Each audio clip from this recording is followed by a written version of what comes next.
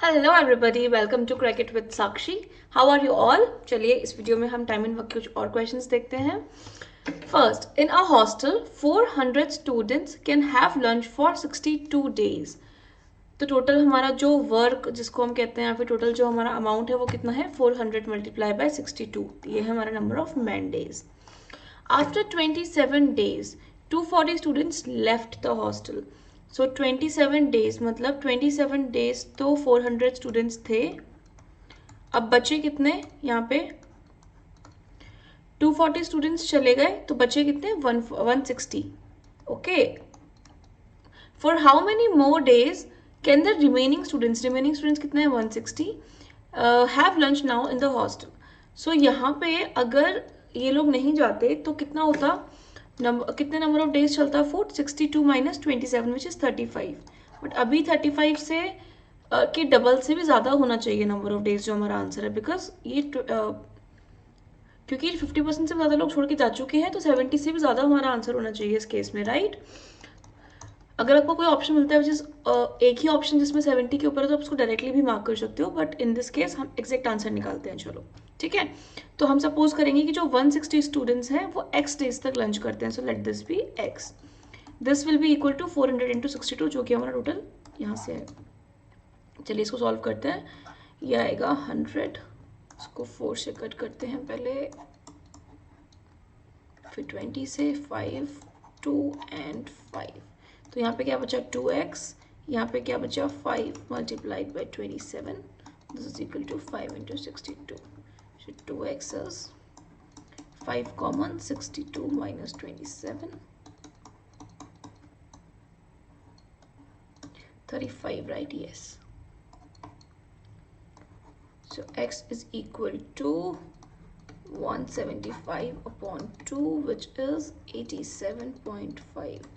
So ये food अब 87.5 days और लास्ट करेगा। देखो हमारा आंसर 70 के ऊपर है ना slightly, so this is the answer. Okay, आप चाहो तो ऑप्शंस को कभी कभी ऐसे भी एलिमिनेट कर सकते हो कि कोई आंसर अगर बहुत 70 है तो 70 नहीं होगा, 70 से कम भी नहीं होगा और इसका ट्रिपल भी नहीं होगा, राइट। सो मे बी उसके मिडिल में जो आंसर है वही आंसर होगा। तो बहुत सारे ऑप्शन से डिपेंड करता है क्या ऑप्शंस आते हैं आपके पास। सिचुएशंस बहुत सारी होती हैं, बस सॉल्व करो एंड ट्राई करो कि आपका कम से कम टाइम लगे। बट अभी आपको टाइम पे फोकस नहीं करना है, अभी आप आराम से टाइम लेके अच्छे से क्वेश्चन को पढ़ो, अच्छे से टाइम लगा के बेसिक्स से सॉल्व करो। फिर जब आप ओवर द टाइम प्रैक्टिस करोगे ना 30 क्वेश्चन 40-50 क्वेश्चन, तब आपको वो ट्रिक अपने आप आने लग जाएगी कि ओके टिंग टिंग that's it, done done in seconds, right. So ये चीज़ कभी भी फेल नहीं होती, ये चीज़ कभी बीट नहीं कर सकते। आपका जो हार्डवर्क है ना, अगर आप अभी हार्डवर्क करके रखोगे तो आप अगले साल भी कभी उठाओगे ना ये क्वेश्चन सबको हमेशा ईजी लगेंगे, राइट। चलो नेक्स्ट क्वेश्चन देखते हैं। A tap fills a tank in 10 hours, okay? After some days, a leak developed due to which the tank now takes 12 hours.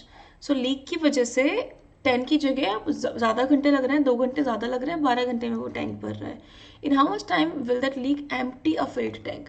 देखो बहुत ही सिंपल कॉन्सेप्ट है ये कि अगर मान लो एक टैप है जो कि उस टैंक को फिल कर रहा है, तो जो फिलिंग टैप है उसका टाइम अगर एफ है तो 1/f माइनस 1/लीक। लीक हमारा नेगेटिव काम करती है, हमने फर्स्ट वीडियो में जो कॉन्सेप्ट वाली वीडियो उसमें देखा था, लीक हमारा हमेशा नेगेटिव काम करती है।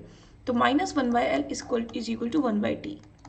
फिलिंग टाइप अगर एफ नंबर ऑफ आवर्स या डेज लेता है और लीकिंग टाइप जो है, जो लीक है जो वो एल लेती है, तो टोटल टाइम हमारा टी हो जाएगा। तो इस केस में हमें एफ दिया हुआ है 10, लीक कितना टाइम लेती है वो हमें फाइंड करना है। Let this be x, so 1/x, this is equal to 1/12। Okay,